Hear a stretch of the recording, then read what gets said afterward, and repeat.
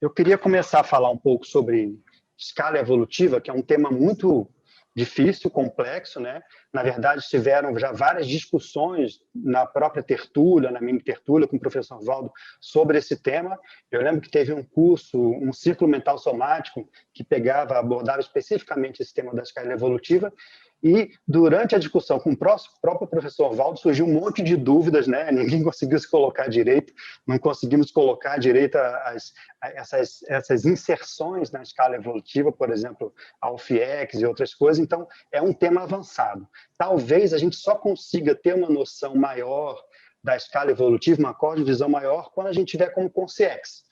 Olhando lá, né, com um mega cons propriamente dito, a gente consiga ter uma visão maior do que a escala evolutiva. Por enquanto, a gente usa a escala evolutiva como uma técnica ou uma ferramenta didática, para a gente entender como funciona a evolução.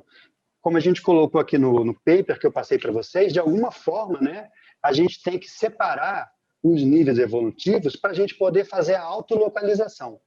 Sem isso, a gente não consegue muito bem fazer autopesquisa, fazer autoconscienciometria. Então, é muito importante, por mais que seja difícil a gente colocar a escala evolutiva, porque se você pensar bem, eu faço a seguinte pergunta aqui. Como consciex, analisaria a escala evolutiva? Talvez seja muito difícil do que você analisa hoje, como consim. Então, a nossa análise vai ser sempre aquela questão das sombras da caverna, né? A gente está sempre vendo um reflexo do que seria a nossa localização. Eu gostaria de mostrar para vocês, pessoal, um slide, né, que eu acho que foi bom da outra vez a gente mostrou, para dar uma noção geral, uma noção visual do que a gente está falando de escala evolutiva. A escala evolutiva, na verdade, é uma entre as várias escalas da Conscienciologia. Deixa eu colocar aqui.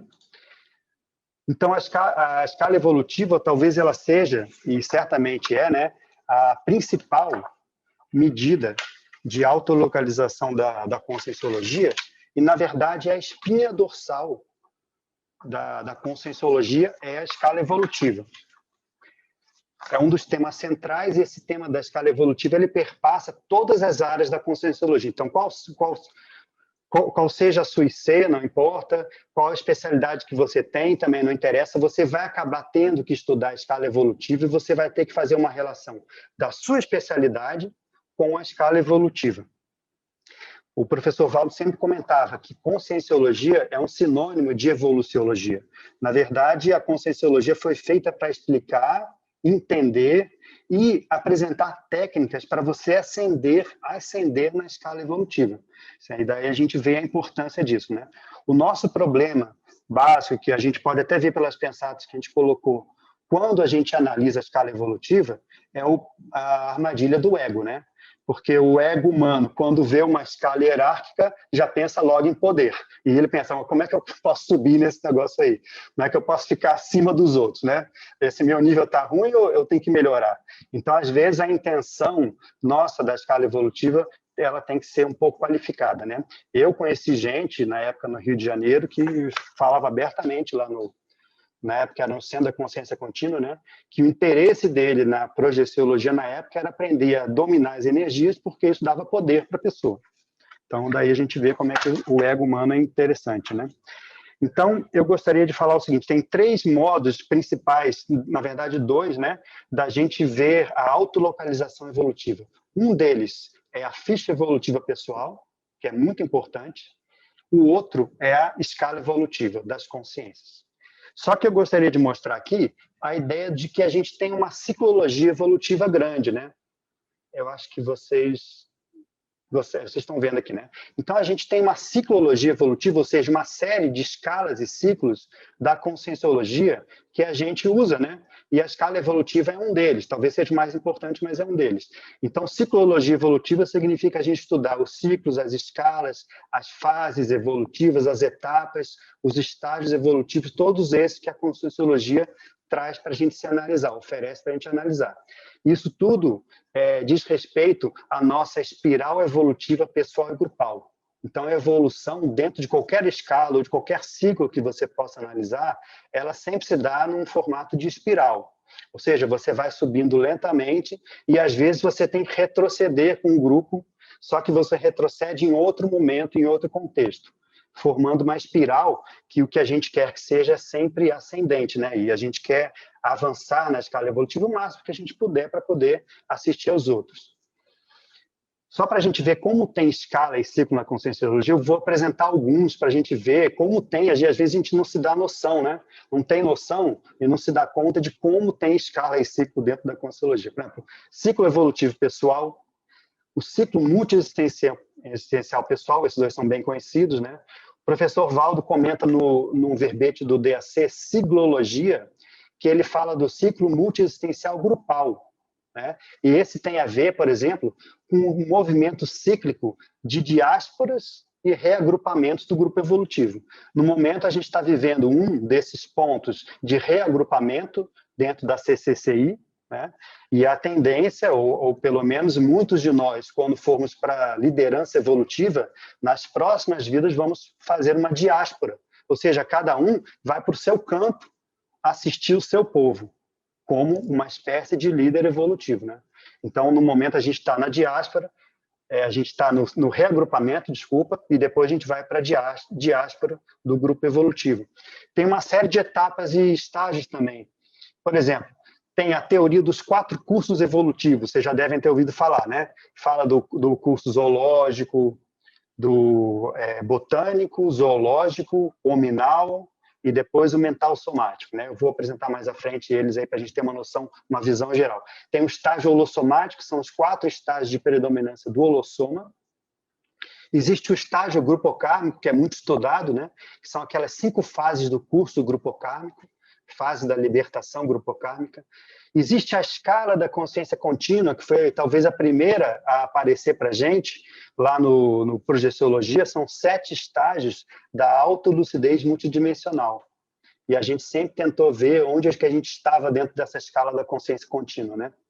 E existe, finalmente, a escala evolutiva das consciências, que hoje em dia tem 14 níveis, mas já teve menos no passado, né? Só para a gente lembrar, então, cursos evolutivos, que está lá no livro Projeciologia, pela primeira vez foi exposto lá na escala da consciência contínua, e também foi explicitado dentro do verbete do DAC pós-serenologia. Ele fala de quatro cursos: o botânico, que é quando tem o princípio consciencial, quando ele aparece, né? Depois o zoológico, o humano e o mental somático. Sendo que esse curso ou ciclo mental somático, o professor Valdo coloca nesse verbete ciclo mental somático como 2 etapas ainda. Quer dizer, tem uma subdivisão ainda no curso evolutivo, que é o seguinte: existe um ciclo mental somático com psicossoma, que é a condição final do serenão, quando ele está lá nas últimas, e ele já não dá mais muita bola para o psicossoma dele, ele já aparece como bright ball, né? É o princípio do início do movimento da centralização da consciência no paracérebro. E existe um ciclo mental somático sem psicossoma, que aí já é depois daquele evento do moksha, né? Que é a terceira dessoma, aí é a condição inicial da CL. Ela é uma CL jejuna, CL júnior, né? Vem com um ciclo mental somático sem psicossoma. Existem os estágios holossomáticos, e a gente pode dizer que isso aí é uma escala de predominância do holossoma, ou seja, como que você usa o seu holossoma. Então tem desde o somático, psicossomático, depois passando do psicossoma e tendendo para o mental soma, e finalmente um que é predominantemente mental somático, né? A gente está ali, ó, a gente está entrando no estágio mental somático, ou seja, a gente já deu a entrada no curso intermissivo e agora está procurando entender como que a gente pode usar melhor o mental soma, ou usar predominantemente o mental soma nessa evolução. É evolução baseada no mental soma. Esse é o nosso estágio holossomático agora. Existe um estágio grupocármico também, né, que está no verbete curso grupocármico, que é aquele que a gente estuda bastante, seria uma escala da libertação grupocármica, ou uma escala do índice de policarmalidade que a pessoa tem. Então, tem os vários estágios que a gente já tem inclusive, círculo mental somático com o professor Valdo só sobre isso, né? Interprisão, vitimização, recomposição, libertação e policarmalidade. A maioria dos intermissivistas está lá na recomposição, né? Está começando a recompor, ou já está recompondo, está entrando de fato de um modo mais profissional na fase da recomposição. Existe a escala da consciência contínua, que essa aí todos vocês conhece na Conscienciologia, né, muito conhecida, que a gente pode dizer que é uma escala da lucidez multidimensional. Então, ele apareceu lá no famoso capítulo 439 do Projeciologia. Eu lembro que era um dos capítulos do Projeciologia mais citados pelo professor Valdo em todos os cursos e palestras que ele dava. Ele sempre falava da escala da consciência contínua, e ele, inclusive, tinha comentado que esse capítulo, para ele, no Projeciologia, veio como pangrafia do amparador. Isso aí foi praticamente uma pangrafia, né, ou psicografia, lá que ele fez daquelas estágios, do ponto de vista do amparador que já estava lá em cima, né? Quer dizer, ele podia ter a visão de conjunto das etapas e dos estágios anteriores. Finalmente, para finalizar, então, a escala evolutiva das consciências apareceu primeiro no Projeciologia, né? Em 1986, lá no início da Conscienciologia, no início depois do Centro da Consciência Contínua. Então, no capítulo Amparadores Extrafísicos, ele comenta que tem 6 níveis, havia 6 níveis de amparadores, ou de consciex. Um pré-serenão, o amparador, o desperto, o orientador evolutivo, que é o evoluciólogo, na época era o orientador evolutivo, o serenão e a consciência livre. Então, eu lembro, e quem é mais antigo, eu sei que o Alexandre Dum, que está aí na sala, deve lembrar também, do professor Valdo abrindo aquele flip chart de papel, né, antigo, grandão, e escrevendo lá as etapas da escala evolutiva pequena, né, que era uma escala evolutiva menor, mas era muito assim, ela continha os principais níveis básicos que davam ideia do como é que essa evolução acontecia, né? Então, assim, ele não estava bem explicitada, mas já era uma divisão. E eu lembro que eu pensei na época que eu vi assim, puxa, caramba, existe mais de 2 tipos de consciex, porque na época só tinha os espíritos, né? Das trevas e da luz. Os espíritos bons e os maus. Eu falei, não, agora tem uma divisão, né? Tem uma escala, uma hierarquia, né? Sobre isso aí, muito interessante. O nome disso é discernimento. É conseguir discernir não só o preto e o branco, mas os inúmeros milhões de tons de cinza, né? Que é isso que a gente quer aprender aí na escala evolutiva. E depois, em 2003, somente em 2003, isso é que é interessante, lá no Homo Sapiens Reurbanizados, no capítulo sobre semiconsciex, é que o professor Valdo coloca pela primeira vez a escala evolutiva com os 14 níveis que são usados hoje em dia, né? Então, ele fez a descrição dos 14 níveis com o percentual deles, né? Então, pessoal, eu só falei isso para a gente ter uma noção de como esse estudo da ciclologia evolutiva é mais complexo do que parece. A escala evolutiva é uma espinha dorsal de todos os instrumentos ali de autolocalização da Conscienciologia, mas se a gente quisesse, teoricamente, colocar tudo num evoluciograma, e esse nome não é meu, esse nome é do professor Valdo, ele tem uma pensata lá, que é a pensata 20, que está na folha nossa, que ele fala do evoluciograma, da evoluciogramologia, né? Então, se a gente quisesse colocar tudo numa folha só, seria extremamente complicado. Essa figura eu apresentei numa tertúlia matinal, chamou Ciclos Evolutivos, né? Foi no ano retrasado, e a gente tentei fazer uma correspondência entre todas as escalas e ciclos num mesmo eixo do tempo, né? Na verdade, quem manda é a escala evolutiva das consciências aqui embaixo. E a partir daí a gente pode localizar mais ou menos as outras etapas e os outros níveis evolutivos.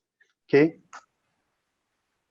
Bom, eu vou terminar por aqui. Eu só queria mostrar como é que é mais ou menos esse estudo da escala evolutiva, né? E a pergunta que fica para a gente discutir aí é o seguinte: bom, todo mundo concorda que esse assunto é complexo, né? Mas como a gente pode analisar a escala evolutiva?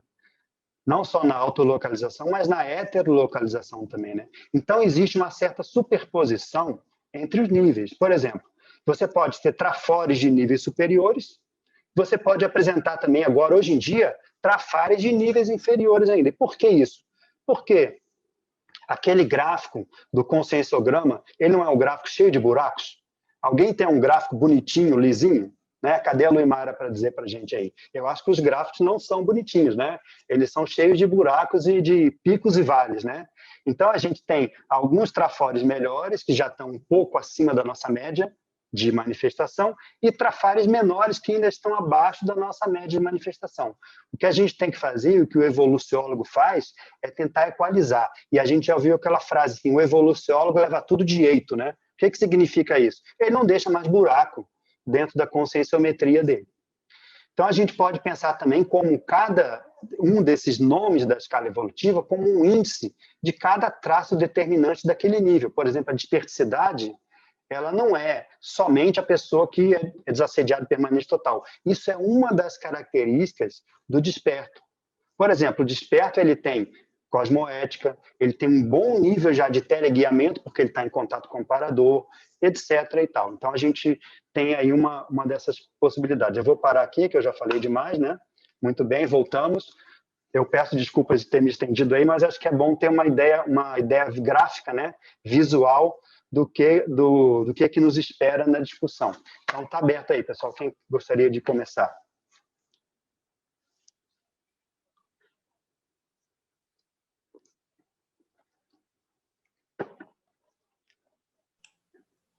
O que eu sempre me pergunto, uma coisa que eu achei legal você tentar, eu me lembro dessa exposição toda dos ciclos, né, tentar compatibilizar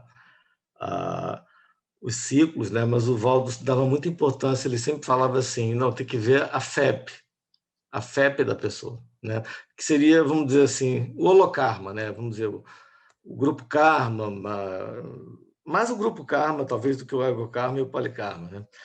E eu enxergo isso um pouco mais ali naqueles estágios do ciclo do curso grupo kármico, né? Embora a gente consiga ver isso ali em quase todos, né? São ângulos diferentes da mesma coisa, né? Eu queria te perguntar como que você vê isso, porque sempre que alguém perguntava alguma coisa mais crítica para o Valdo, ele falava, não, o que interessa é a ficha. Como se fosse assim, como é que está o teu saldo grupo kármico, né? A tua libertação em relação ao grupo e tal. Você sabe como é que é a sua ficha? Como é que você está perguntando da outra pessoa, você sabe a sua? O que manda é a ficha. E essa correlação entre a ficha, que para mim seria mais aquelas etapas ali do curso grupo kármico, com essas outras ângulos de estágios e de holossoma, depois da própria escala evolutiva que foi crescendo, né, até 14 níveis, como é que você vê isso? Alexandre, tem aqui a Pensata 34, acho que é bom para a gente começar nessa discussão, né? Vou ler aqui, ó. Perante o saldo da FEP, a escala evolutiva das consciências pode ser tão somente um rótulo secundário. Então, o que eu acho? A escala evolutiva é uma criação nossa, da conscienciologia. Ela não existe de fato, né? Sim. Pensa bem. O que existe de fato é a FEP. A FEP, ela está marcada, exatamente, ela está marcado o que você fez, o que deixou de fazer, é a sua conta corrente holokármica de fato, né? Em cima da FEP, você vai falar, bom, então vamos criar um instrumento para quantificar, né, a FEP. Então, esse instrumento chama Escala Evolutiva das Consciências. Você dá um índice percentual, né, em cima da sua FEP. Agora, por que o Valdo sempre falava, ele falava isso, você tem razão, eu lembro disso, ele falando assim, você vale a sua FEP. Né? Ele não falava, você vale a sua escala evolutiva, ele falava, você vale a sua FEP. Né? Por quê? Porque a FEP é que vai te abrir portas para a evolução. A escala evolutiva nada mais é do que um rótulo. Né? Por exemplo, você vai chegar para a Consciência e falar assim, qual o seu nível evolutivo? Assim, o que você quer dizer com isso? Você quer que eu te mostre minha carteirinha, o meu passaporte carimbado, né? Então, isso aí, assim, é um instrumento didático, sim, né? Mas só que é muito importante, porque é muito bom. E é tão bom que a base, a espinha dorsal da Conscienciologia está construída em cima da escala evolutiva. Então, é muito importante para a gente entender. Eu acho didaticamente... A sua pergunta tem toda a razão. Eu acho essencial didaticamente, como várias outras classificações aí, mas é mais para a gente exercitar isso mesmo, né? Assim, o que é que, na verdade, vale, né? E ele dava muita importância para isso. Falava, não interessa, isso aí são várias formas de ver a mesma coisa, mas o que vale é o saldo da pessoa.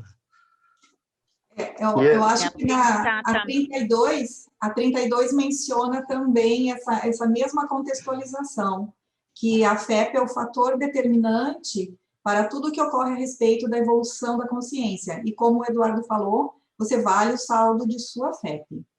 Eu gostaria só de trazer aqui, Edu, que nós estamos assim com vários colegas que chegaram, então dá as boas-vindas. Alguns entraram aí no decorrer da apresentação, então a gente teve uns slides iniciais que foram apresentados, e aí a gente já tem uma primeira colega para trazer uma dúvida aqui para debate. Mônica, você gostaria de falar? Você está com áudio?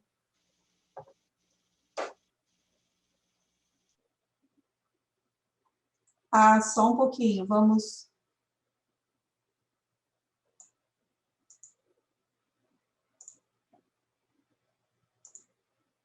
Não sei se a Mônica consegue.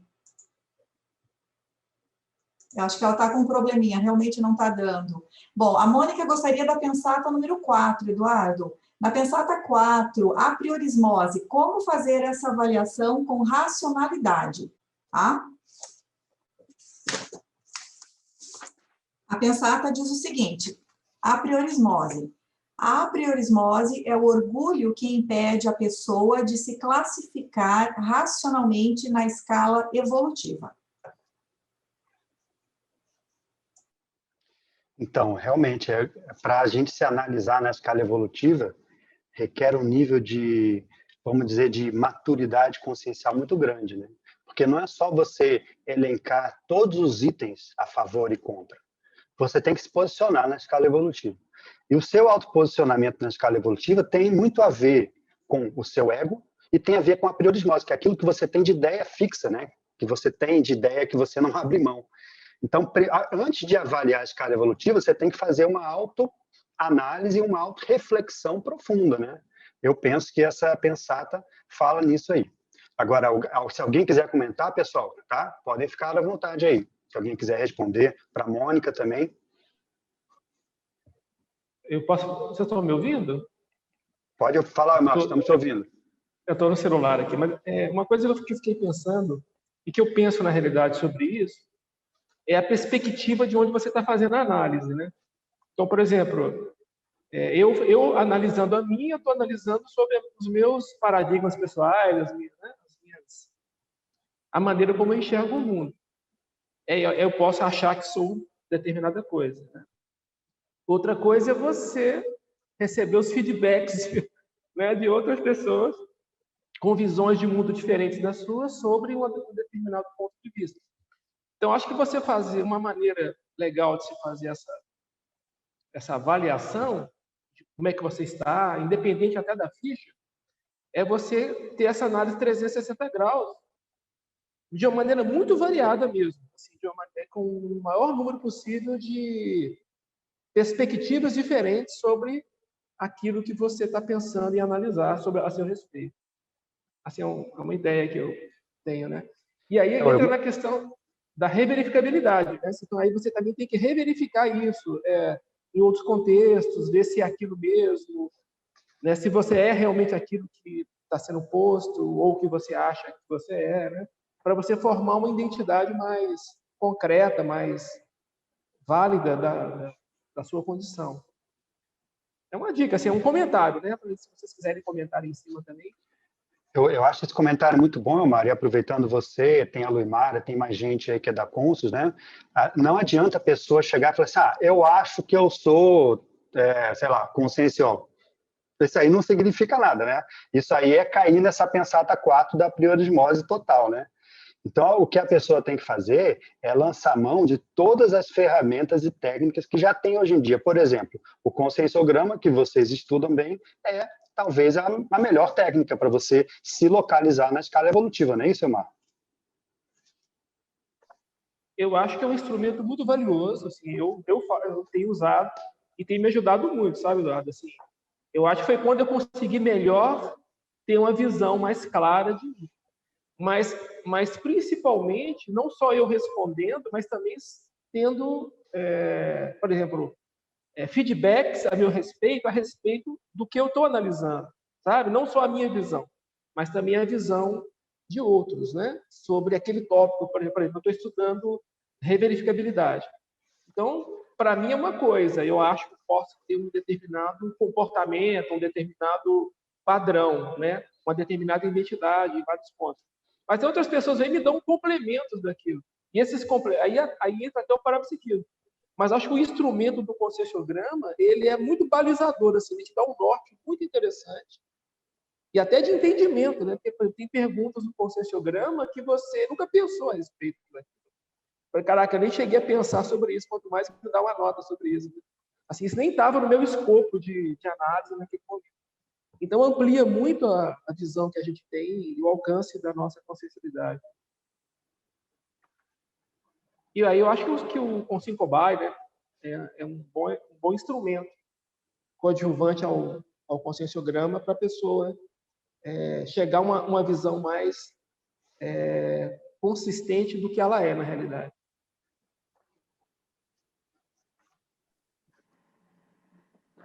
Uma coisa que a gente pode pensar é que existem vários instrumentos da Conscienciologia, né? O conscienciograma é um dos instrumentos. Agora, essa aferição pode ser feita também pela interassistência. Que tipo de consciex que estão sendo assistidas ou interassistidas? Então, isso daí também, porque tem desde aquelas que são mais básicas, né? Aquelas mais rombudas, até aquelas outras que a gente não consegue ainda, porque seria da ala aí, da escala do serenão, para poder prestar assistência. Então, quando nós chegarmos, por exemplo, no nível do serenão, no caso do reurbanizador, que fazia um tipo de assistência que a gente nem imagina como que poderia ser, eu acho que esse é a coisa mais importante. Porque aí, uma consciência mais evoluída também, eu não sei se ela pensa muito em escala. Eu acho que ela está tão focada em interassistência, que realmente isso já deve ter entrado na natureza dela.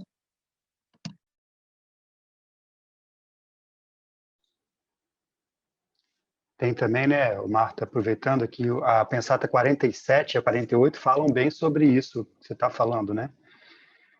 Vou ler aqui, 47 nível. Para aventar ou hipotetizar sobre o nível evolutivo de determinada consciex que aparece para você, observe a corte ou comitiva ao redor, compondo a equipex de companhias se manifestando em conjunto. Então, é claro, isso vale para a consciex que chega para a gente ver que nível é essa consciex, né? Mas vale muito para a gente também, né? Qual é a corte de consciex ou qual é o tipo de amparador que acompanha a gente? Uma outra coisa também que eu acho importante, qual é o tipo de assistido que eles colocam para você escar, como escagem, né? Então, como você não sabe se localizar tão bem, porque você está aqui como consim, né? É igual peixe nadando no mar, ele não sabe muito bem que ele está no oceano, né? Não sabe em que parte do oceano que ele está. Mas a consciex, às vezes, sabe melhor, o amparador. Então, dependendo dessa indicação, do tipo de assistência que ele promove para você fazer, você pode ver, isso aqui eles já estão me dando uma certa responsabilidade grande. E o Valdo sempre falava isso, né? Olha, os amparadores me dão muita responsabilidade, então isso é porque eu tenho muita coisa para fazer, o meu problema, o meu buraco é mais embaixo. Então, dependendo do tipo de corte, né? Que é a parelencologia, na verdade, né? Que te acompanha, tanto de amparadores como de assistidos, você pode também ter uma noção, um vislumbre da sua escala evolutiva. E ele fala também aqui no 49 sobre Não, ele fala da holosfera, no 48. O nível da holosfera da personalidade. É possível identificar em qual nível da escala evolutiva das consciências ela está.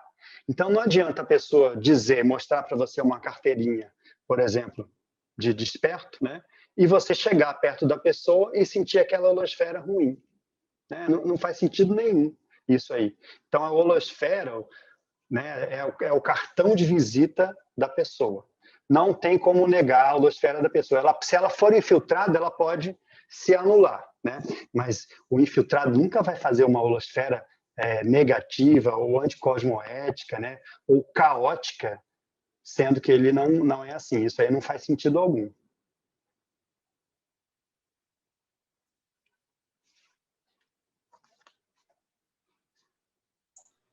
Estava pensando nessa colocação, né, que foi trazida sobre o valor da interassistência e, em contrapartida, com a importância da localização que a gente tenha através da autoconscienciometria em um patamar, um nível da escala.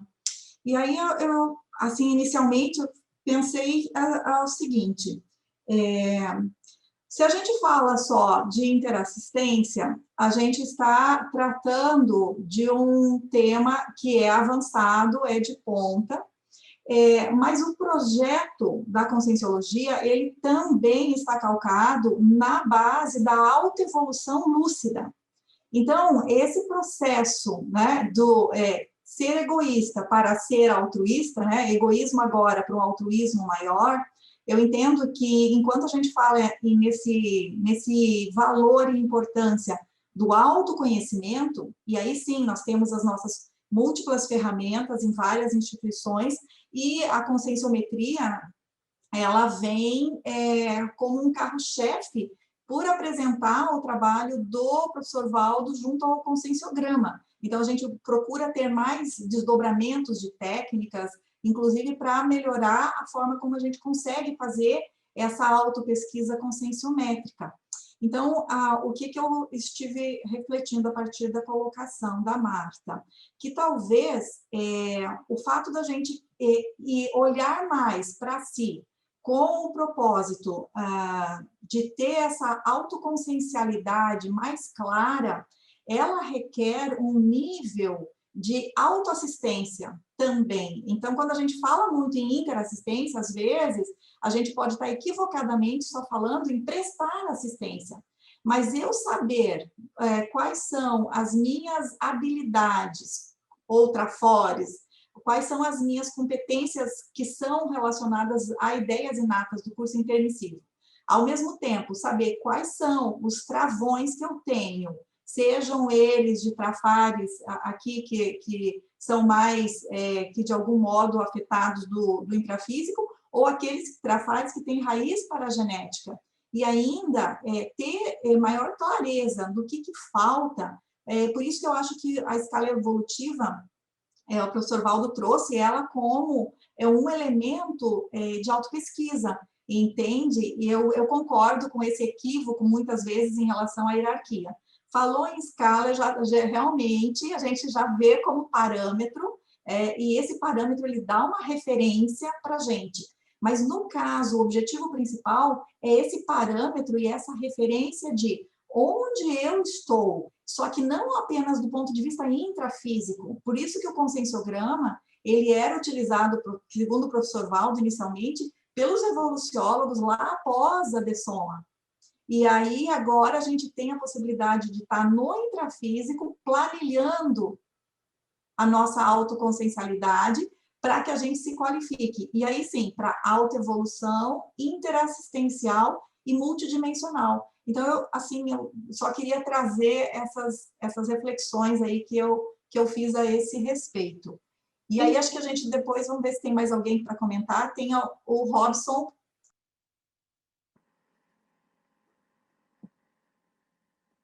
Depois eu falo, então.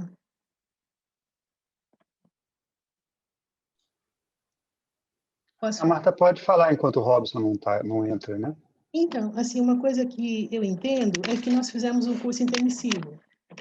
Nesse curso intermissivo, os amparadores investiram em cada um de nós. Então, cada um de nós, a partir do curso intermissivo, tem o seu grupo de interassistência. Ou seja, na hora que eu assisto uma consciex mais brava, mais raivosa, automaticamente aquilo está me beneficiando, porque está melhorando o meu parapsiquismo. Então, quando eu falo em interassistência, é que tanto a pessoa que assiste quanto a consciex, elas estão num processo temporariamente de, assim, troca, né? E a questão da evolução, para mim, é uma consequência da interassistência.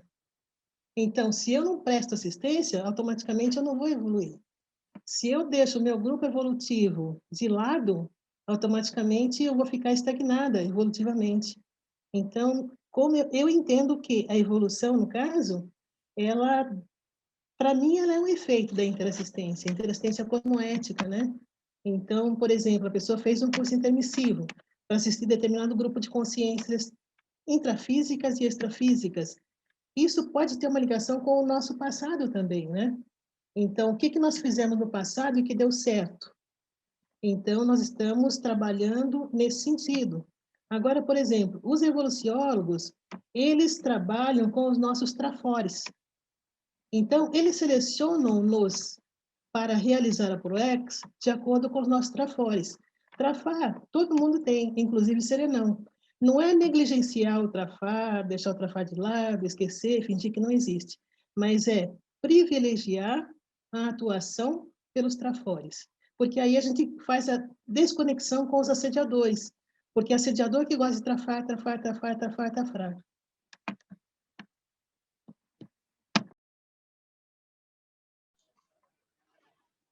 Quem que está na fila aí, Luimara? Não? Então, Eu posso falar, então? eu falo depois. Pode, deixa ou o Renê ou a Ana, né? Vai lá. Pode falar, Vou Ana. aproveitar o link aí, então, do que a Luimara colocou. Fiquei aqui refletindo sobre isso, né? Eu acho que as coisas elas são tão entrelaçadas que muitas vezes fica difícil para a gente dizer o que vem primeiro, né? E eu vejo assim que as coisas, eu entendo o que a Marta está querendo dizer, e eu não sei se é por aí. Se a gente seguir a ordem das especialidades, a gente tem a pensenologia como a base de tudo. E a assistenciologia, ela está lá na 6ª ordem, né? A pensenologia, ela é a base. Então, para a gente alcançar aquilo, óbvio, a gente tem que estar mudando essa base. A gente tem que estar nesse processo de reciclagem, senão a gente não chega a uma interassistência qualificada. Mas, ao mesmo tempo, se a gente só esperar chegar lá, a gente também não desenvolve isso. Então, é meio ir fazendo, você vai se aperfeiçoando, mas é a parte do discernimento, da lucidez, que eu acho que linka muito com aquela questão da aprimorismose que falou, eu acho que era Pensata 4, né?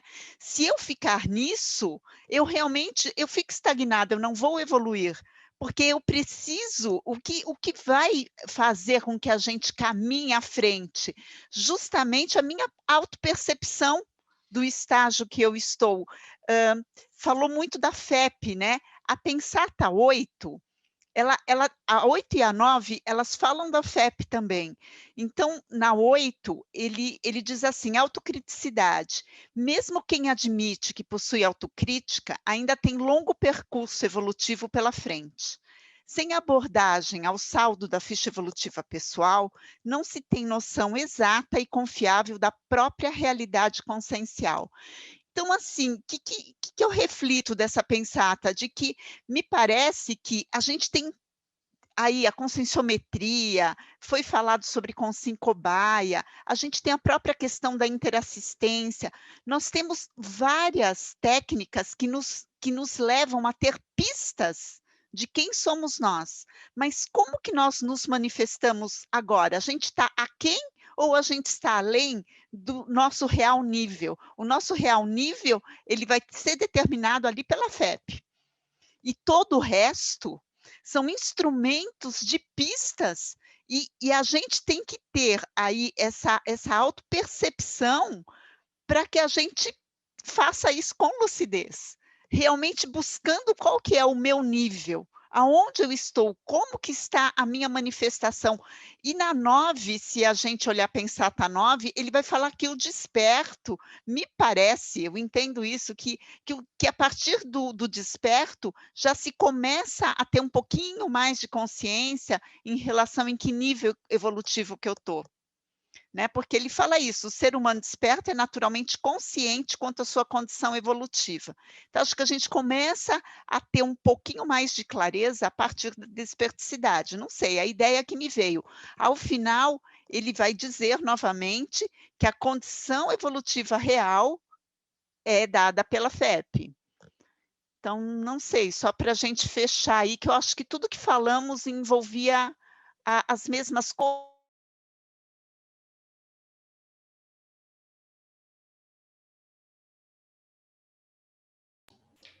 Bom, o que eu quero falar tem a ver com isso que você falou, Ana.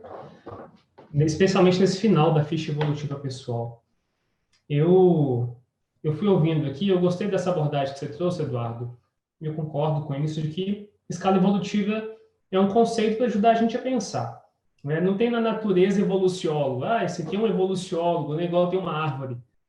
São coisas para ajudar a gente a pensar. Agora, quando foi falando de ficha evolutiva pessoal, e parece que o debate está muito voltado para isso, porque isso é o que existe de fato, né? O saldo está aí. Eu fiquei pensando que, para mim, esse conceito da ficha evolutiva pessoal ainda é uma coisa muito abstrata. Eu não consigo mensurar a minha ficha evolutiva pessoal. Eu vejo várias pensatas do Valdo, e a gente está falando aqui, o saldo da sua ficha evolutiva pessoal. Eu não tenho ideia. Eu posso dar uma olhadinha para trás aqui e ver algumas coisas que eu fiz agora e tentar deduzir o que eu já fiz antes, mas para mim isso é uma coisa muito abstrata, e aí eu gostaria muito de ouvir vocês para saber como é que vocês, todos que quiserem falar, obviamente, se relacionam com esse conceito da ficha evolutiva pessoal. Você tem mais clareza? E, no caso pessoal, como é que lida com isso? Olha, eu acho que a minha ficha evolutiva pessoal tem esses e esses e esses pontos, até para eu conseguir ter mais parâmetros. Onde pegar para começar? Eu gostaria de fazer um comentário. Pode ser, Eduardo? Assim, e que eu também penso um pouco nisso, né? Mas, Renê, assim, como é que eu penso essa questão da ficha? Tem certas coisas que você simplesmente sabe e faz muito bem, né? Assim, você tem um domínio de algo. Né? A Luimara comentou algumas coisas das habilidades, né? Talentos que a pessoa já tem. Eu acho que isso é um parâmetro. Tem coisas que eu Márcio, analisando, eu sei que nesse ponto aqui, eu consigo fazer com tanta facilidade, e eu vejo que pessoas nessa área, nesse segmento, têm alguma dificuldade. Né? E quando eu vejo a dificuldade da pessoa, é que eu vejo, pelo contraste, né?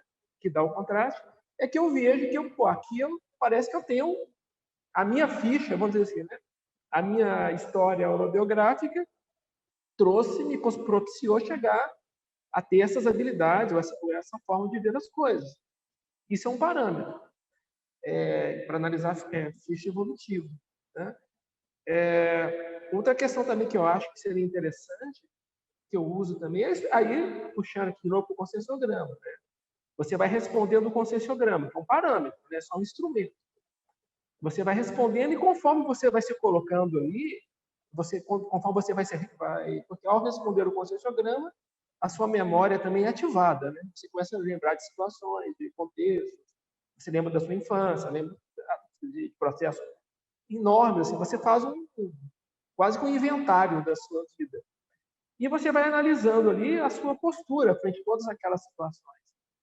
Esse ir bem ou ir mal, ou a maneira, porque também é relativo, né, esse conceito de ir bem ou mal, mas assim, a forma como você lidou com aquilo também é um indicador da sua ficha evolutiva pessoal, porque tem situações que você se sai pior do que outras. Né? E existem situações que você sai muito melhor do que outras que você está na média.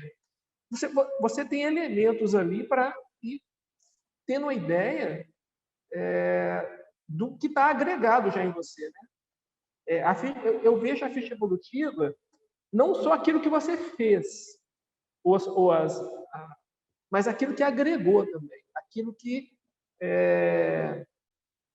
vamos dizer assim, consolidou na sua intraconsciencialidade, na sua paragenética, entende? Assim, aquilo já está manifestado ali, sabe?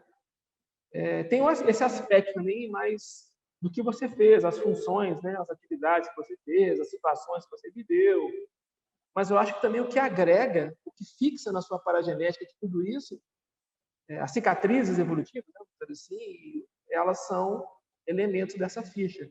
Estou tentando aqui pensar junto com vocês, né? Não sei se alguém quer fazer algum comentário.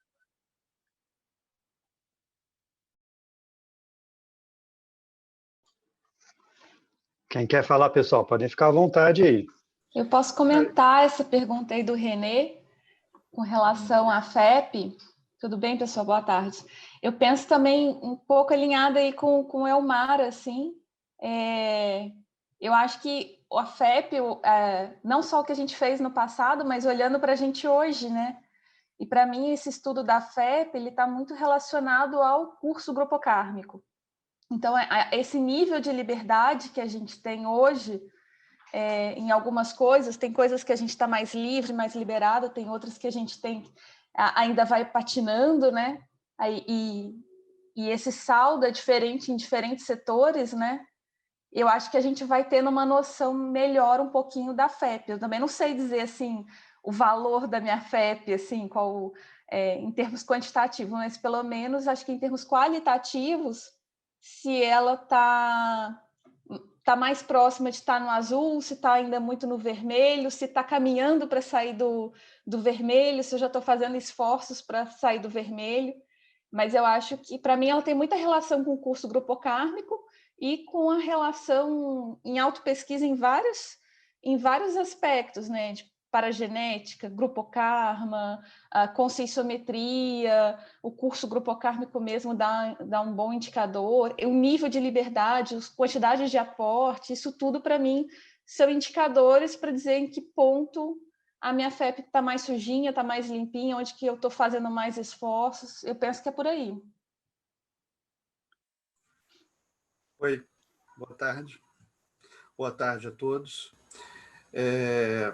Eu penso o seguinte, eu acredito que a FEP, seja lá como for, que ela seja representada, é algo que a gente provavelmente vai ter acesso durante o curso intermissivo. Agora, na nossa condição de consim, no nosso nível evolutivo aqui, né, de pré-despertos, vamos colocar assim, não sei se tem algum desperto aqui no grupo, mas no nosso grupo aqui de pré-despertos, me parece que a FEP não é algo que a gente tenha acesso, devido a todas as nossas limitações de lucidez, de restringimento, etc. Eu acho que a gente tem acesso a elementos da FEP, por exemplo, de alguma forma a gente constata que eu tenho estrafar, eu tenho estrafor, né? Algum episódio retrocognitivo que leva você a ver alguma coisa aí relacionada. Então, nós temos elementos, os elementos provavelmente mais importantes para aquele momento evolutivo. Eu acho que isso aí a gente tem acesso, mas ela como um todo, eu acho que não.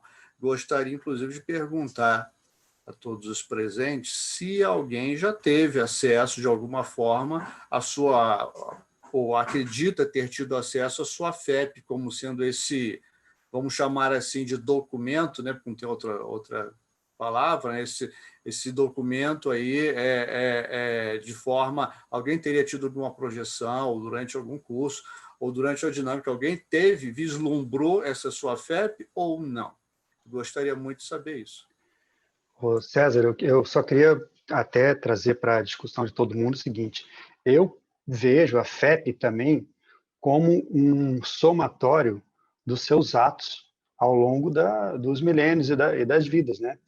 Eu não vejo como um documento, assim, a gente às vezes associa, né? Porque o Valdo falava de ficha e falava de BO, né? E a gente já imagina o cara pegando aquele BO da polícia nosso e vendo tudo de besteira que a gente fez, né? Mas, assim, eu acho que é um pouco como essa questão da escala evolutiva, é um conceito imaterial. A FEP, na verdade, é a sua holomemória, ponto. E essa sua holomemória, ela tem conotações cosmoéticas e anticosmoéticas. As conotações cosmoéticas vão trazer um saldo, vamos dizer assim, um quê de positividade para essa sua FEP, né? as anticosmoéticas vão fazer você entrar na prisão grupocármica maior. Então, o que eu entendo é assim, holomemória é uma coisa que a gente realmente não tem agora, né? E talvez, César, nem tenha essa holomemória inteira quando for consciex, nem com megacons. Isso aí depende do nível da pessoa, né? Às vezes a pessoa pode lembrar de uma parte da vida dela, como consciex. Por exemplo, no curso intermissivo, eu acho que a maioria de nós, por exemplo, ou talvez todos nós, não tivemos acesso à nossa FEP inteira.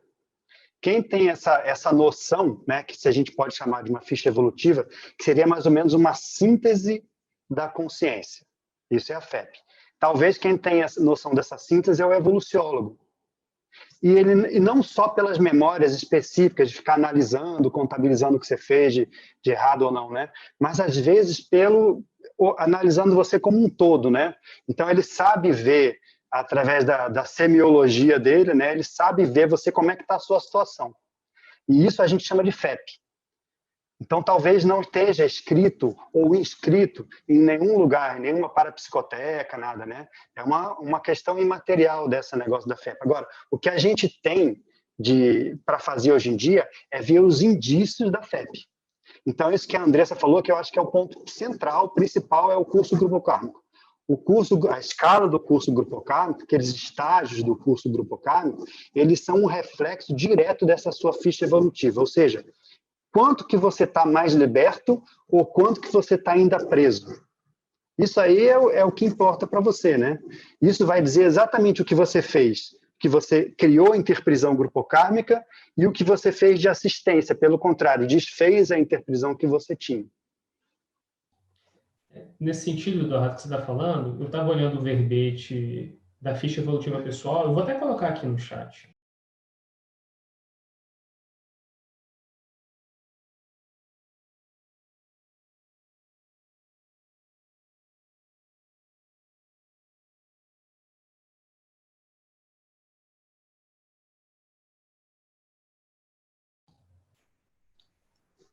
Pode falar? Pode falar. Em relação a isso que você estava dizendo, certo?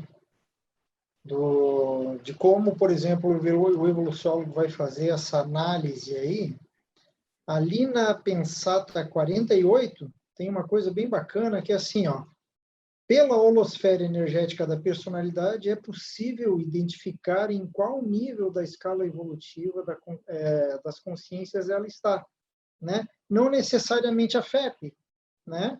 Mas, assim, como você falou, a FEP ali tem a ficha, tem o currículo Lattes ali, tem o BO, né?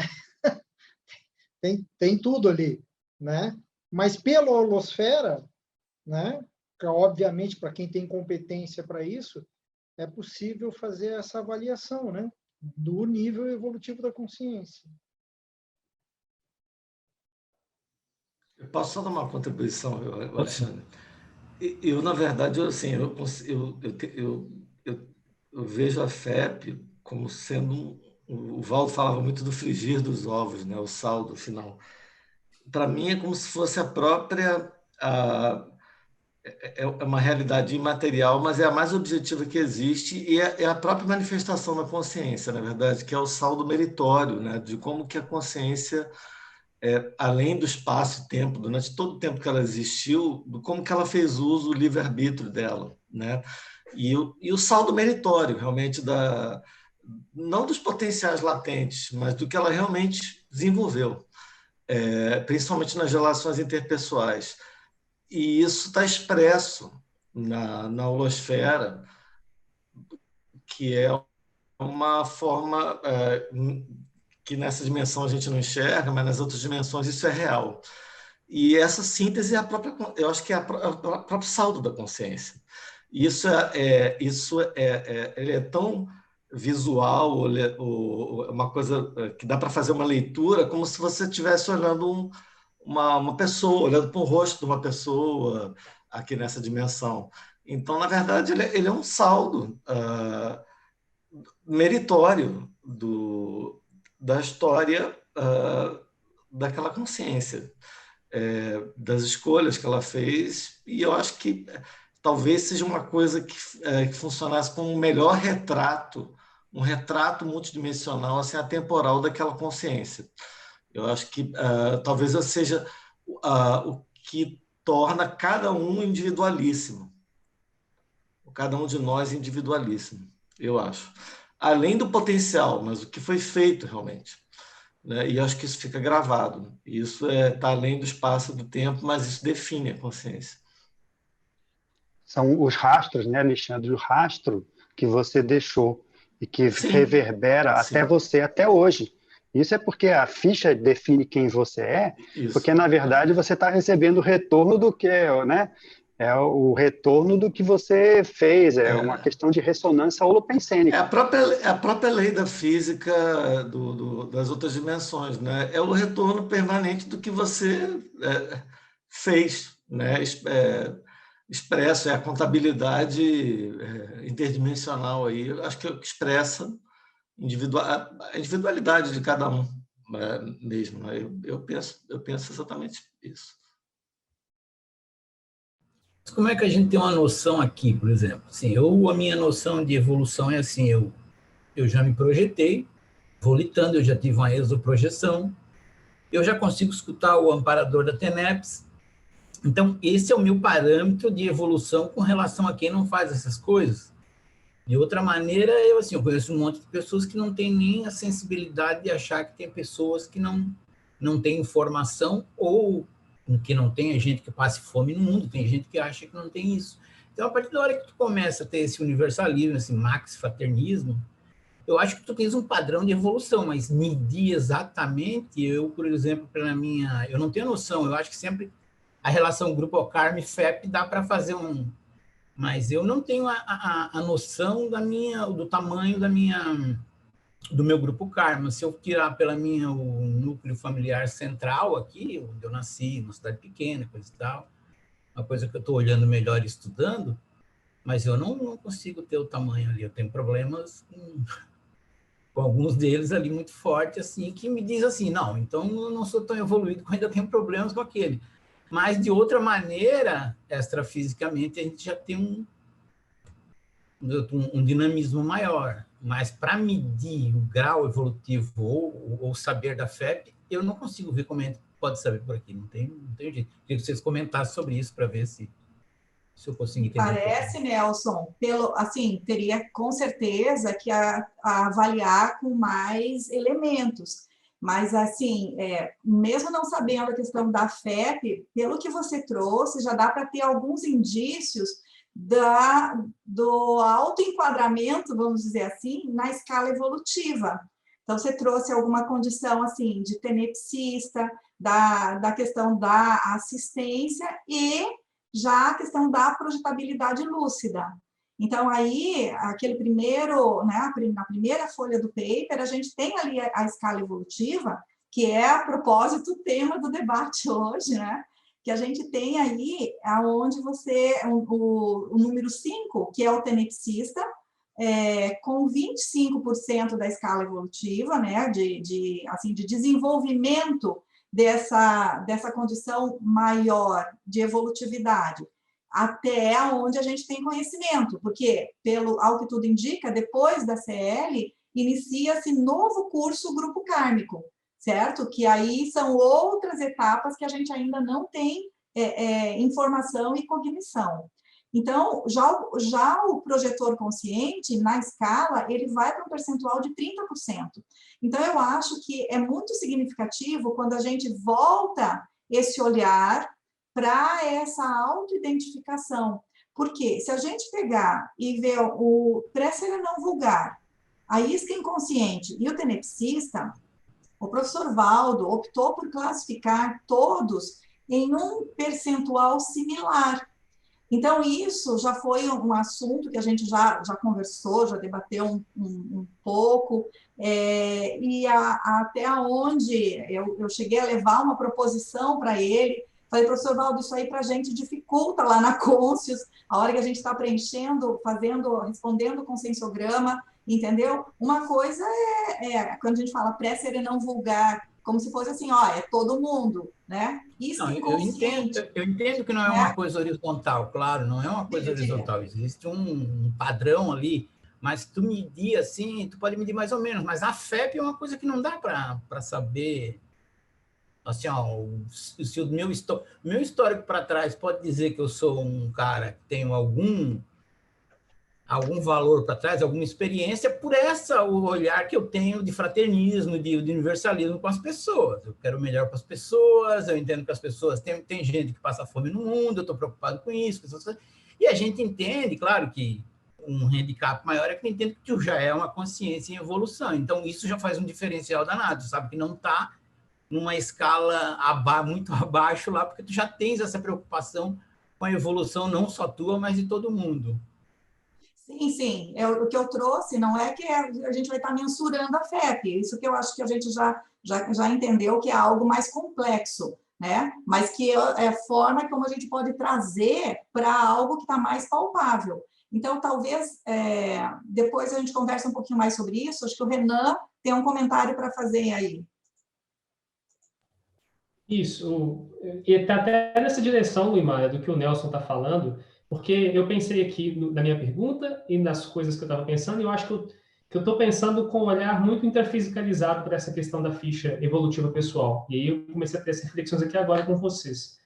Porque eu não sei se vocês ouviram o que eu estava falando antes, porque o microfone ficou mudo, eu não sei se chegou a ouvir, que eu coloquei a definição aqui, do lado do que o professor Valdo colocou no verbete de ficha evolutiva pessoal. Ele coloca que o registro extrafísico, conjunto ordenado das informações e caracteres mais íntimos e detalhistas das manifestações pensênicas, essenciais. Ele vai colocando essa questão do registro. Só que com o Eduardo falando do evoluciólogo, e eu acho que foi o Alexandre falando dessa leitura que o evoluciólogo faz, será que o evoluciólogo precisa de papel e caneta para ler as coisas? Né? Essa coisa do registro é uma coisa que, na minha cabeça, né, precisar de um registro é como eu estou conseguindo pensar hoje. Possivelmente, esse registro ele é uma leitura muito mais profunda da nossa autobiografia que um evoluciólogo consegue fazer, de bater o olho na gente e enxergar muito mais do que a gente consegue. Então, o que eu estou pensando aqui agora, na direção do que você está falando também, Nelson, é que talvez pensar em ficha evolutiva pessoal, a gente, pensando na funcionalidade dela, a gente vai entendendo que a nossa noção da nossa ficha expande na medida que a gente evolui. Né? Então, quanto mais eu tenho clareza das coisas, quanto mais eu tenho noção das minhas vidas passadas, quanto mais eu tenho noção das minhas relações presentes, mais eu consigo mensurar a minha ficha evolutiva pessoal. Ela parece ser uma espécie de priorizômetro, assim, que é quando eu conseguir ter mais clareza no meu atual momento, uma espécie de meta-observação, né? Observação de como é que eu estou no geral. O que eu consigo fazer aqui hoje de observação do geral é o que essa noção de ficha evolutiva pessoal me pede hoje. Se eu priorizar essas coisas e mudar minha visão de mim e das coisas, eu consigo ter uma noção maior da minha ficha evolutiva pessoal. Está me parecendo isso, que a noção da ficha evolutiva pessoal é dinâmica, e mesmo se um evoluciólogo me entregasse um papelzinho me dizendo a minha ficha, eu não ia chegar nem perto do que ele consegue ver.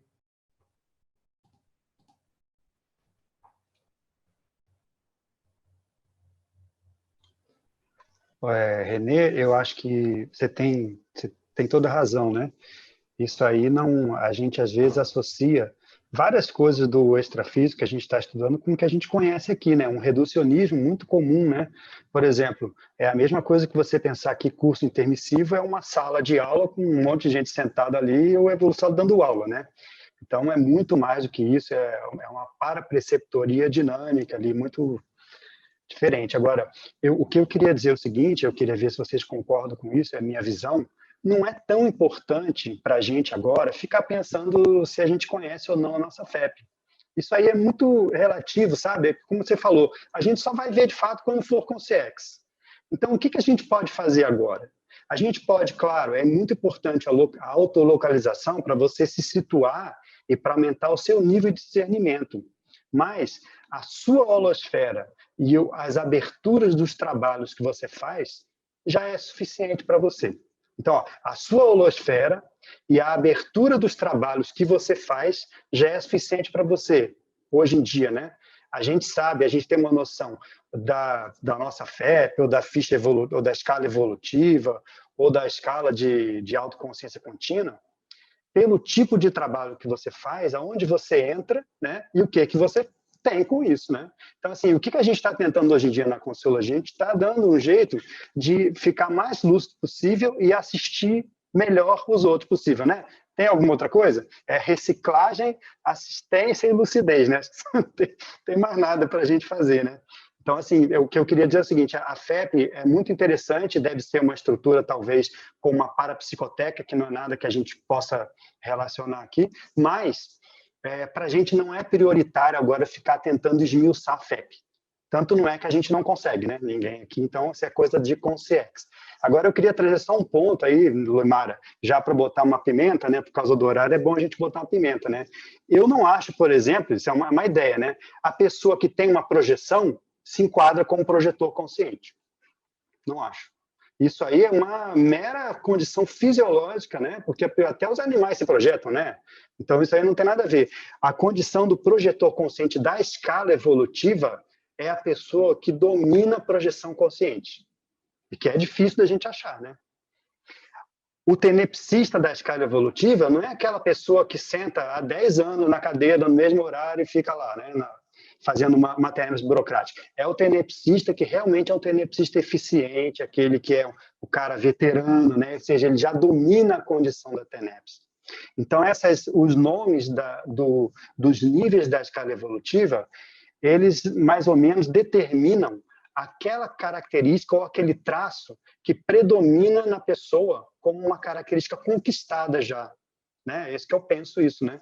Então, por exemplo, assim, o próprio Epicom lúcido, eu não sei dizer se quem é do Conselho de Epicons é Epicom lúcido. Então, também não quero entrar aqui nessa discussão, nesse debate. Mas eu estou falando, o nome da escala evolutiva não quer dizer necessariamente que a pessoa que está lá que a pessoa que faz projeção é projetor, que o cara que está lá no Quaterneps é tenepsista. Isso aí depende, porque isso é só um dos aspectos que a gente tem que analisar. E aí, Eduardo, completando o que você está falando, é uma coisa que me intriga muito, inclusive o conceito de desperticidade. Porque estar a maior parte do tempo desassediado é ser desperto na escala? Eu acho que não. Eu acho que quando a gente fala assim, fala assim, a pessoa fala, sou desperto porque estou há 3 anos sem me assediar. Na minha opinião, pensando em escala evolutiva 25, mais de 25%, eu não acho que é um desperto lá da escala. Posso falar? É o seguinte, eu acho que é óbvio que existem vários níveis de desperto, assim como há vários níveis de projetor, né? Tem aquele projetor de uma projeção só, que pode ser até acidental, mas não deixa de ser, é o primeiro passo, digamos assim, né? Como tem aquele outro que já tem maior domínio. Também dizer que a pessoa domina... Quem domina a projeção totalmente é o serenão, né? Então, há graus de domínio da projetabilidade, eu acho que há graus também de níveis de tenepsista, né? Você tem o tenepsista que está iniciando os primeiros 6 meses, tem o veterano, já tem mais de 20 anos. Então, talvez esclarecesse mais, se fosse possível, né? Se futuramente for possível, detalhar mais essa escala evolutiva, né? E colocando os diversos subníveis para a pessoa poder até se situar ali, onde é que ela está hoje, né? Mais claramente, senão ficam surgindo essas dúvidas, né? E que nível que eu estou exatamente? Será que eu mereço estar aqui nesse nível? Por exemplo, como o René falou, será que eu sou um desperto de fato? Porque eu não estou desperto 365 dias do ano. Então, quer dizer, é algo a se pensar. Existem subníveis, né? A gente está tentando ainda construir essa escala. Posso trazer uma ideia, Eduardo? Pode falar, Rosângela. Eu visualizo assim que a escala é uma estrutura que o professor Valdo trouxe para a gente começar a entender que existem níveis evolutivos. Mas como, né, nosso colega aí trouxe, tem outros processos no percorrer da escala que a gente vai entendendo. Mas é para a gente ter um parâmetro, né? Eu estou próximo do quê? Com certeza, tem pessoas que estão próximo da dispersidade ou passou da dispersidade, mas não está encaixado de uma maneira rígida a escala. Então, é para a gente ter uma compreensão de um processo evolutivo. Então, eu vejo o que pode contribuir, né, com a questão da FEP, ou você entender a escala evolutiva. Aí a pessoa pode analisar a bússola interna, como você está. Aí cada um vai fazer uma reflexão de como eu estou me sentindo com o meu processo evolutivo, porque a gente tem uma bússola interna, uma sensação, algo que diz que está legal, a gente está caminhando bem ou não. Então, nós temos o conscienciograma, a escala evolutiva e tantas informações para a gente ir aferindo o nosso nível evolutivo e aonde a gente quer chegar, mas eu vejo assim que tem algo interno que a aferição é do seu bem-estar íntimo. Se você sente que está ok, se tem aquele desconforto, algo não está legal, aí você vai analisando. Então, eu não consigo, no meu entendimento, fixar, a gente tem muita informação em verbete, tratados dos níveis evolutivos, né? Mas tem muita coisa para a gente entender, eu não consigo ficar rígida na escala. Então, ela é só um modelo para a gente visualizar o processo evolutivo e onde que eu estou mais ou menos próximo nesse processo. Agora, você tem razão, Rosângela, eu também concordo com você, é um modelo, né? Um modelo de aferição. Agora, você vê como é importante, né? Isso que o César trouxe. Ele perguntou assim, será que eu sou desperto? Assim, mas você vê, se não fosse a escala evolutiva, a gente não se faria nem essa pergunta. Ok. Então, isso é muito importante, por mais que ela seja, é o que temos à mão, né? É o que temos para hoje, né? É a escala evolutiva. E assim, quando a gente para e se analisa, esse processo de análise é o que importa. Não importa muito a sua carteirinha.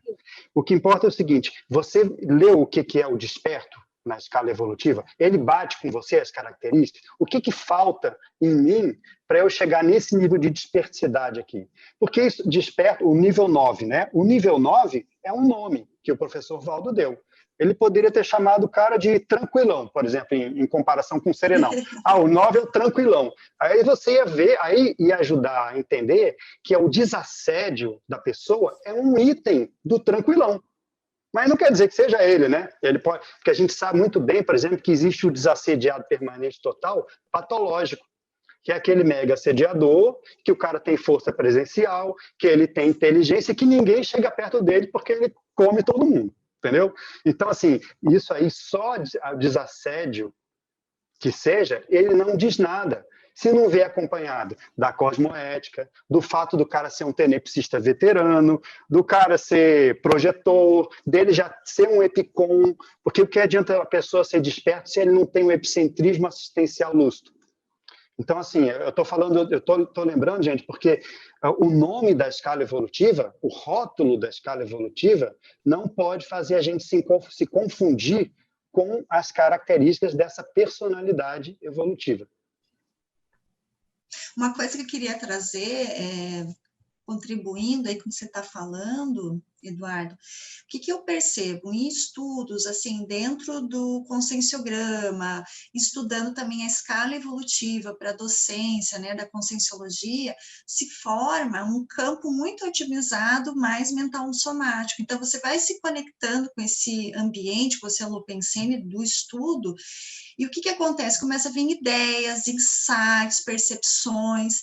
Então, o que eu vejo para cada um aferir algo, né, no seu processo evolutivo dentro da escala, é estudar e formar campos mentais somáticos de estudo. Daí nós temos nossos grupos de estudo, aqui é um, mas para aprofundar mais dentro da intraconsciencialidade, eu vejo que isso é um ponto bem importante. O que eu, né, só para trazer experiências que eu tive. Campos de conscienciometria. Eu vejo que a pontuação do conscienciograma é excelente, você vai buscando fazer uma aferição, mas o mais sério é o desassédio que faz mental somático e você refletir sobre um processo teu evolutivo. Então, assim, esse debate que eu acho excelente, assim, Eduardo, porque a gente começa a questionar, refletir sobre esse processo, então você vai se conectando com essas ideias mais avançadas, que é o objetivo de recuperar cons, do megacons, né? Agora você vê, esse assunto da escala evolutiva é totalmente megacons, né? E até pelo seguinte, não tem como você analisar se não for com megacons, porque a gente sempre vai pensar pequeno.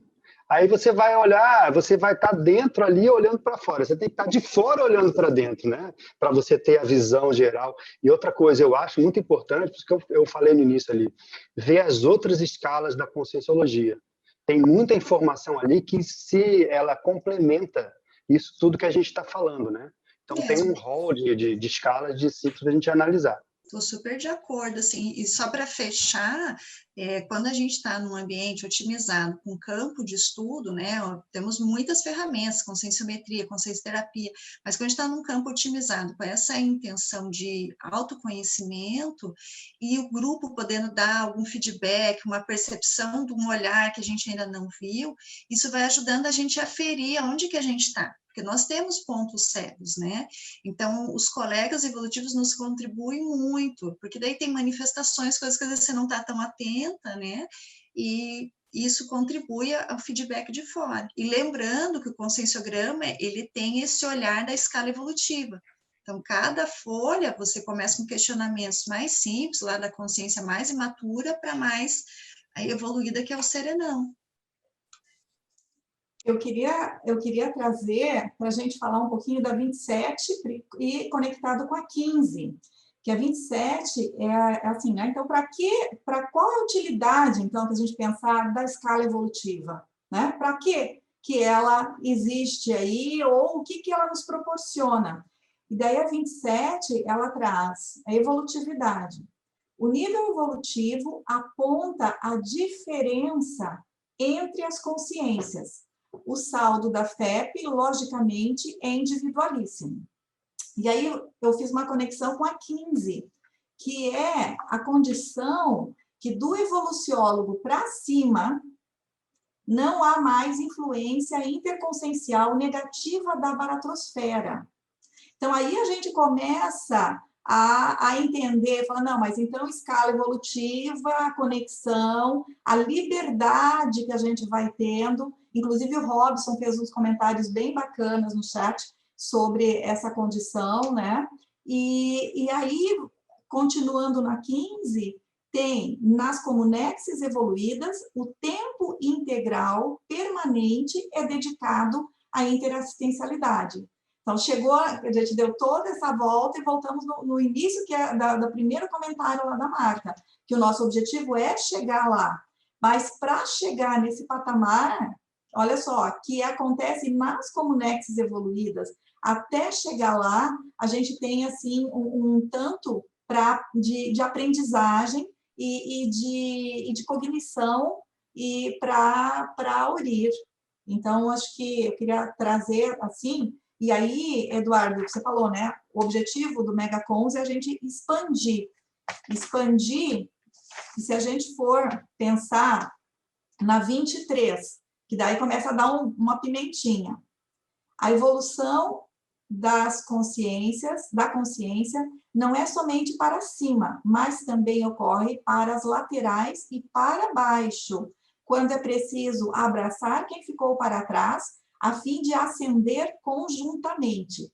Aí, ó, outro patamar de interassistência, na qual a consciência, que já poderia estar no nível, vamos dizer assim, de manifestação mais avançado, ela opta por ajudar os colegas evolutivos. Então, eu queria trazer esse contexto para a gente ampliar um pouquinho o debate. É a linha quebrada evolutiva, né? Que é isso aí, né? Você pode ir para frente e às vezes você dá um passo atrás porque o pessoal do seu grupo ficou para trás. Você volta para buscar, né? E nessa de você voltar, você às vezes vem ressomado numa condição de lucidez menor do que você tem na verdade. Ou seja, você não recuperou megacons nessa vida. Mas não é por desmérito seu. Você está fazendo uma concessão, abrindo mão da sua própria lucidez, olha só que interessante, né? Abrindo mão da sua condição de ter lucidez para poder estar junto daquela outra pessoa, que é aquela coisa, você vai junto, né, no nível dela, e aí os dois juntos sobem, né? Então, a assistência é muito isso, né? Agora, é interessante que tem a linha quebrada, que é a linha quebrada maior e a menor, né? A linha quebrada menor é a nossa, que assim, uma vida a gente vem bem, a outra a gente vem mal. Numa a gente é completista, a outra a gente escorrega, né? Então, assim, isso é a nossa linha quebrada, a menor. A linha quebrada que eu estou falando, a maior, é desse pessoal, do evoluciólogo, do serenão, da semiconsciência, do teleguiado, em que eles fazem isso de modo consciente. Ou seja, ele pode o mais, mas ele faz o menos. Eu só queria voltar um pouquinho ali na questão do René, que ele trouxe o verbete da ficha evolutiva pessoal, né? E na definologia, ali tem a questão dos pensenes. Então, para nós prestarmos atenção e estarmos constantemente qualificando os nossos pensenes. Por quê? Porque existe energia, né, na dimensão extrafísica, e conforme a gente vai em determinado assunto, determinado contexto, aquilo vai se tornando cada vez mais material, vai se tornando palpável para as consciências que estão naquela dimensão. Então, por isso que é importante, né? Quando a gente lecionava, a gente sempre abordava isso, são os morfopensenes, pensenes que têm forma. Então, se eu penso, por exemplo, numa casa, quem tem parapsiquismo, ou então uma consciência, ela vai ver, olha, você está querendo uma casa. Então, essa qualificação dos nossos pensenes também vai ajudar bastante nesse processo da ficha evolutiva pessoal.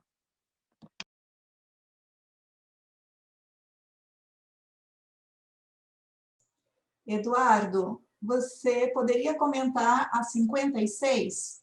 O nosso colega Robson gostaria do seu comentário. Mas também fiquem à vontade, 56. Tá, gente? Todos os colegas participantes, fiquem à vontade. Andressa, pode ir falando. Não, eu queria comentar, porque o Eduardo, no começo da fala dele, no começo aqui do Megacon de hoje, ele estava falando dessa questão da autolocalização, da autoavaliação na escala evolutiva, enquanto consciex. Provavelmente a gente fez isso no curso intermissivo, né? E isso que vocês estavam comentando antes da Marta falar, da Ortopensata 23, que o Eduardo comentou também, eu acho que tem relação com isso, que essa autolocalização da consciex é diferente da consim. Aqui a gente está tentando fazer força para ver se a gente tem alguma autolocalização, lembrar um pouco desses megacons que a gente teve, né? Vocês comentarem um pouco disso, assim, que acho que foi esse o tema também que suscitou mais coisas no debate da semana passada, né?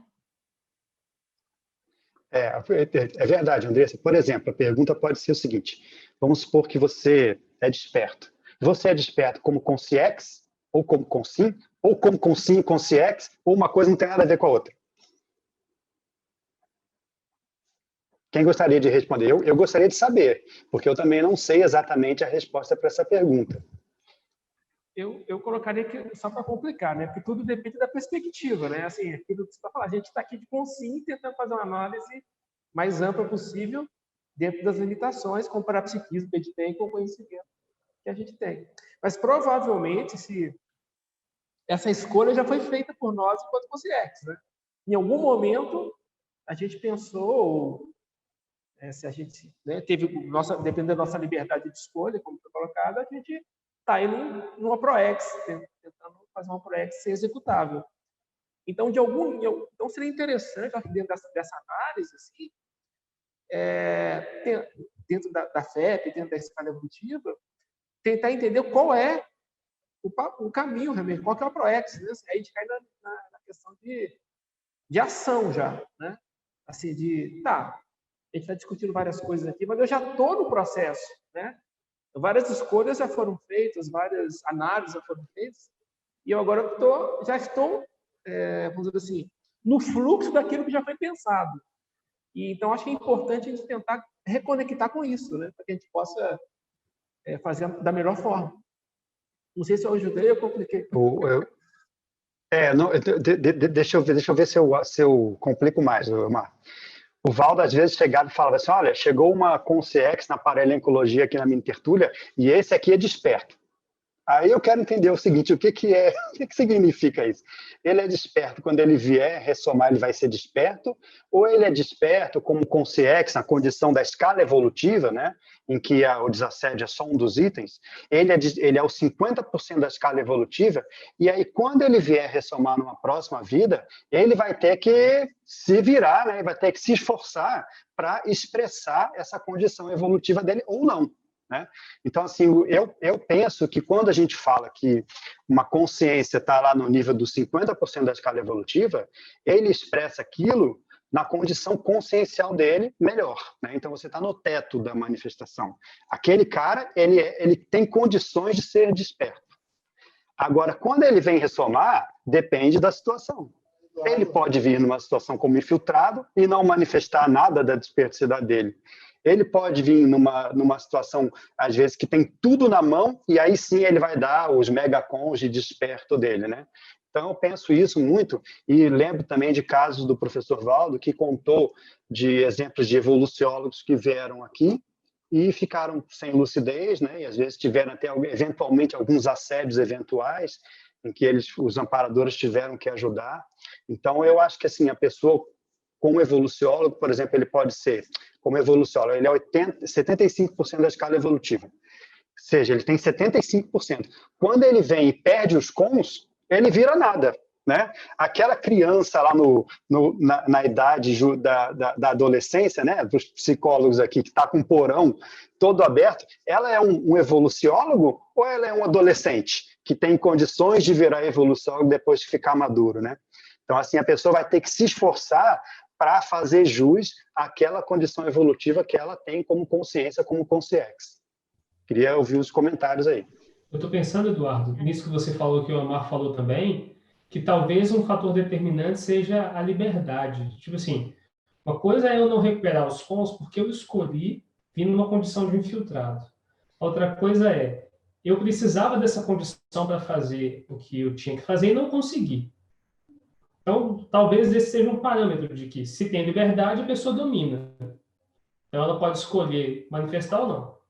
E se ela não conseguiu, talvez ela não chegou ali ainda naquela condição de fato do desperto ou do evoluciólogo e vai continuar caminhando aí para chegar lá. Não sei se faz sentido aí para vocês. Quem gostaria de falar?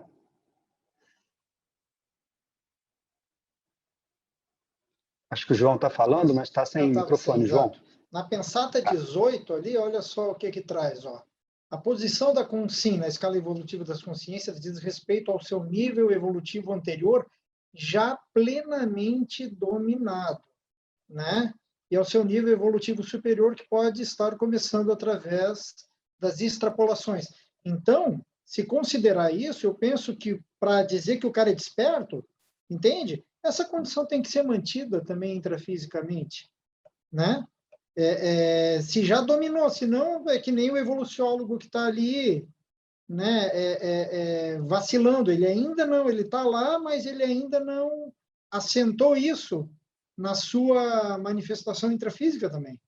Então, para mim, desperto, ele é desperto intrafisicamente, né?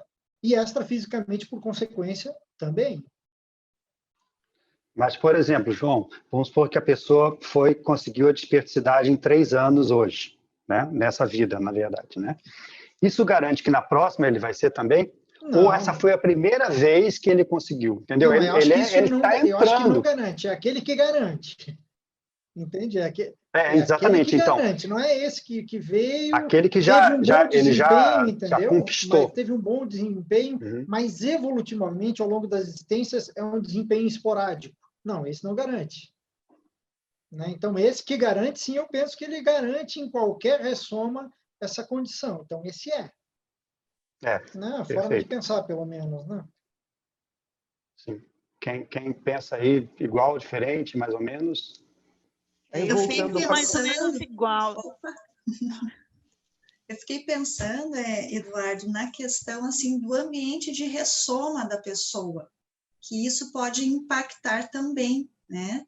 Então, a desperticidade no ambiente é uma variável, né? Porque a consciência ela está burilando vários traços conscienciais Isso conforme o ambiente que ela está. Então, tem ambientes que ela vai, penso eu, que ela vai ter uma facilidade maior da burilação aí das características dela. Agora, se ela vai, sei lá, vamos pensar numa próxima vida, a gente vai lá para um ambiente, né, que exige mais burilamento da intraconsciencialidade, pela hipótese que a gente possa ir numa outra vida para a África, ela tem um outro contexto. Então, manter a desperticidade lá são outras variáveis de experiência, de impacto, de extrafísico, de holopensene. Então, eu vejo que, assim, você manter a desperticidade numa vida requer, nas outros burilamentos intraconscienciais. Então, são outras variáveis que você vai estar interagindo para ir fortalecendo. Eu acho que é um músculo que você vai fortalecendo da intenção, da cosmoética, da pensenidade. Então, são outras variáveis que, penso eu, que os evoluciólogos vão fazendo isso, da gente ressomar em outros contextos, até para ir fortalecendo as habilidades, a consciência. Então, eu vejo, se numa vida teve desperticidade, não quer dizer que nas outras você vai manifestar, mas eu vejo que você vai assimilando padrões de manifestação, e isso te ajuda muito, porque se a gente for analisar, cada um de nós aqui tem algo que é muito específico do teu modo de ser, mesmo oscilando num nível mais de pensenidade nosográfica, você tem uma noção do que é o melhor, mais homeostático. Então, a semente existe, aquele padrão, alguma coisa te diz que algo é melhor. Você vai ver nas consciências mais imaturas, elas nem abrem espaço, né? Então, não vejo que você vai evoluir, entendeu? Você chega, tá lá no nível de Péssere não vulgar, vai virar conselho. Eu acho que é difícil você voltar desse jeito para trás. Eu acho que você vai manter, mas assim, fazendo um esforço do músculo para poder manter um nível mais saudável e caminhar aí para conquistar novamente a desperticidade. Perfeito. Eu acho que assim, o desperto, como qualquer outro da escala evolutiva, tem um fôlego, né? Então, se você coloca muita pressão em qualquer um, é natural, as pessoas falham, né? É claro, o evoluciólogo, o sênior, né? O serenão, a gente sabe que não falha mais. Mas eu lembro, né, Rosângela, de um caso que o professor Valdo contava, de uma pessoa que era um médico aqui, intrafísico, que estava junto com ele no Pombal. E segundo o Valdo, era do mesmo nível dele, participava das pressões, comandava lá as coisas do Pombal. E depois aqui, ele não conseguiu, no intrafísico, manter esse nível de lucidez, né? Ou seja, ele ele estava lúcido fora do corpo, mas aqui ele se enrolou com a vida. E quando o professor Valdo encontrou ele depois, muitos já devem ter ouvido essa história, né? Mas é bem interessante, porque quando o professor Valdo encontrou que ia falar com ele, o amparador falou, não fala, porque vai ser pior, que ele vai entrar em melim. Então, é evoluciólogo, né? O que a gente sabe, se era do nível do Valdo, devia ser por ali, né? Então, assim, eu acho que você trouxe uma coisa muito importante, Rosângela, que são muitas variáveis, né? A variável intraconsciencial é uma, a variável extraconsciencial do ambiente é outra. Então, tudo isso junto e misturado é que vai dar aí a condição da pessoa. Muito bem. É como se fosse a questão da tara parapsíquica, né? Então, a gente vai construindo um fortalecimento intraconsciencial em diversas localidades do planeta, interassistencial, para poder chegar aí num nível mais avançado. Só para informar que nós temos uma fila. É o Elmar, depois a Patrícia, depois o João. Eu vou ser rapidinho. Só um complemento. A questão da FEP, voltando para a FEP, né? Foi questionado. Eu penso que a FEP é um direcionador disso, por exemplo. Quantos acertos você conseguiu? Então, você ressomou lá 100 vezes, tá? E qual foi, em contextos variados? Como é que foi seu nível de, se a gente pudesse mensurar, né, matematicamente isso? Qual foi seu acerto nesses processos todos? Em quais que você não conseguiu, né? E isso aí da minha forma de ver, né? Vai direcionando qual é a ProEx da pessoa, onde que ela pode se encaixar. Calculando também o risco de dar errado, né? Mas a tendência é, logicamente, calcular para dar certo. É só... Aí, Elmar, é que entra o macrosoma, né? O macrosoma que às vezes vem sustentar uma condição específica daquela ProEx, para a pessoa não cair, ou o macrosoma que vem potencializar uma coisa que ela ainda não tem tão desenvolvida. Acho que a Patrícia estava na fila, né? Sim.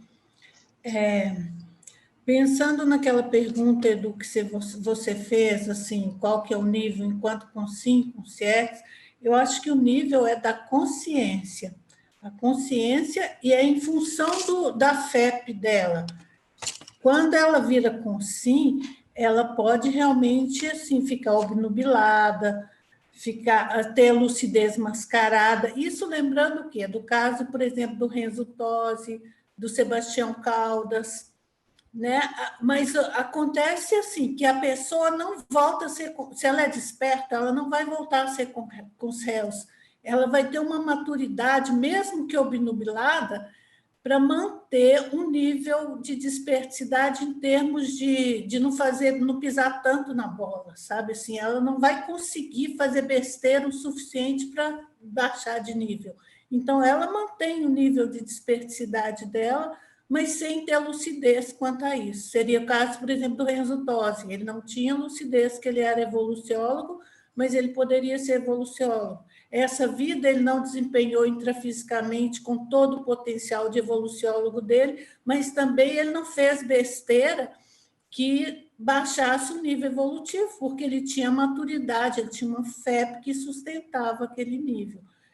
O Sebastião Caldas, ele não fez o nível, ele não teve um desempenho intrafísico que ele poderia ter tido, porque ele estava num contexto bem específico, que tinha que fazer um trabalho mais pesado, né?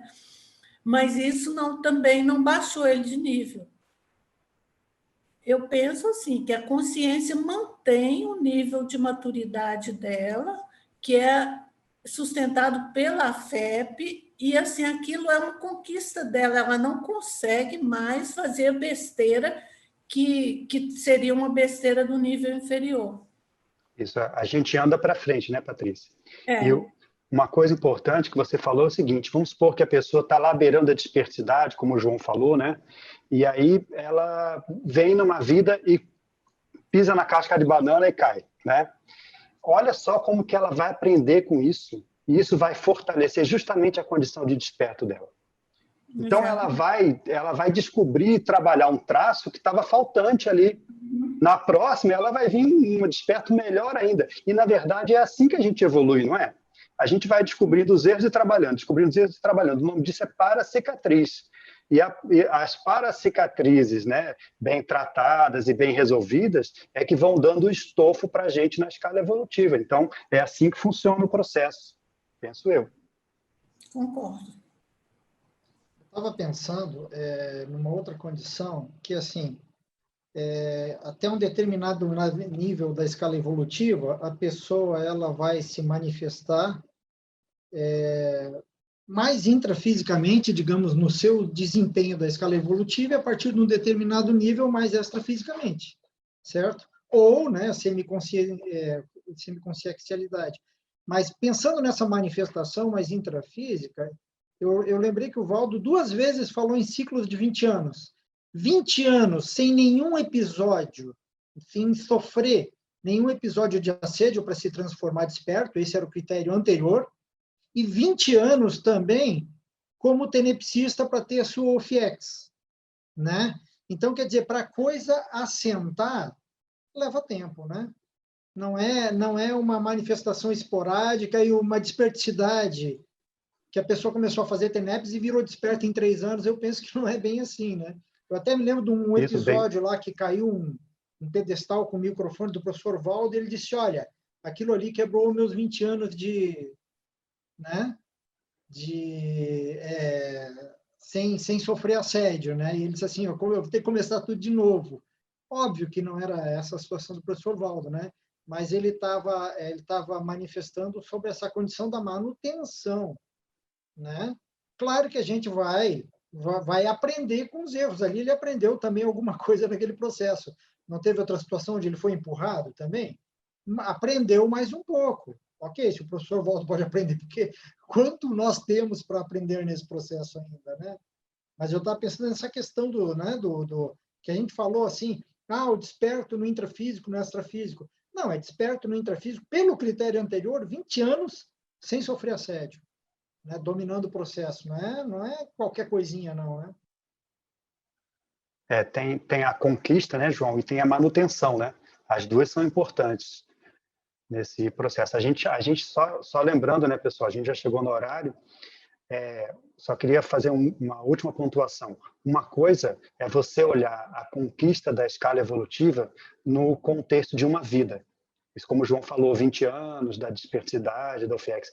Outra coisa é você olhar de cima e ver a pessoa que é desperta há 20 vidas. Essa realmente consolidou a dispersidade dela, né? Então, só lembrando, assim, esse tema é um tema difícil, é claro, a gente não vai esgotar, né, nem chegar perto, né, mas eu acho muito importante a gente pensar sobre esse assunto da escala evolutiva e olha quantos cons a gente recupera só de pensar sobre isso, né? Esse é um assunto aí que gera um monte de cons para a gente, é bem interessante de observar isso aí.